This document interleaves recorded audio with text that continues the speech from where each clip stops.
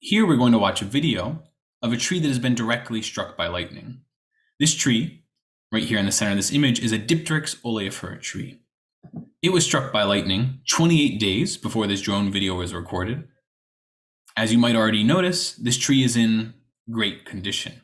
You can see the green foliage everywhere. One exception, there's a staghorn here at the top of the tree.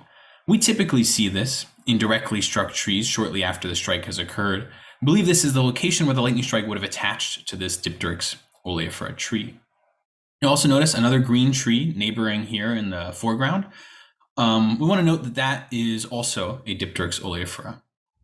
You might notice the contrast between that tree and these understory and subcanopy trees here that are exhibiting severe damage just 28 days post-strike. Now, it isn't just secondarily damaged trees like you see here, the ones adjacent to the Dipteryx, but also tertiary trees here that receive flashover from secondarily damaged trees. For context, this tree here in the foreground that's in the process of dying is a Tachigali panamensis. This tree is over 60 centimeters in diameter. So these are some very large neighbors that are damaged and dying. You'll also notice here that there's a large liana mat on this directly struck Dipteryx oleifera that's in the process of dying. We know from many years of research that lianas and competing trees can reduce the fecundity, survivorship, and growth of focal trees like this Dipteryx oleifera. And in this instance, this direct lightning strike is killing the lianas in the competing trees. So let's jump forward 690 days post-strike, almost 2 years. Here we can again see the Dipteryx oleifera is in great condition.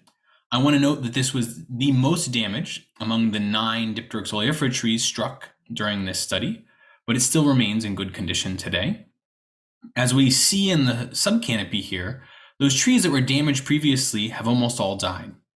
In total, we documented 115 trees exhibiting unambiguous signs of lightning damage 28 days post-strike. Of those 116 trees, 57 have died, and that does not include the many other trees that would be crushed by falling branches here. You'll also notice that the lianas have fallen off this tree, and it's largely free of liana infestation. If we then take a closer look, we can see that this subcanopy layer that either currently competed for light or would potentially compete for light in the future is entirely dead. This has reduced this major source of competition, not just now, but also into the future, and likely has implications for below ground tree competition as well.